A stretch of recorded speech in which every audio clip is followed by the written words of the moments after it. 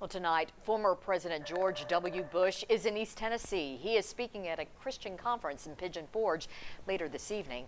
10 News reporter Cole Sullivan is there live. Cole, have they taken any additional security precautions, of course, given the threats against other former presidents and national leaders today?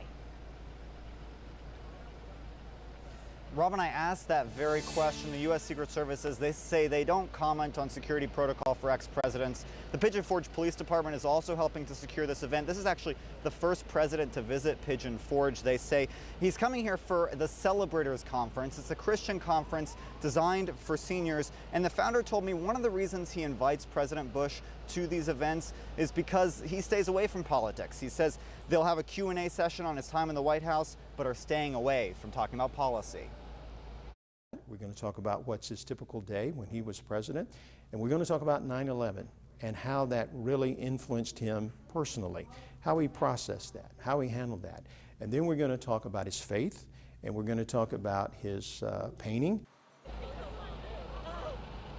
You're looking at pictures, video the conference gave us from last night. They've had musical acts and awards. The president's address is focused on honoring veterans. About 8,500 people from across the country are here. They've been lined up all day in the sun. You can see the doors just opened at the top of the hour behind me, and people are filing in. Robin and John, the president's speech is expected to wrap up around 8:30, and then we're told he'll head back home to Texas. Back to you.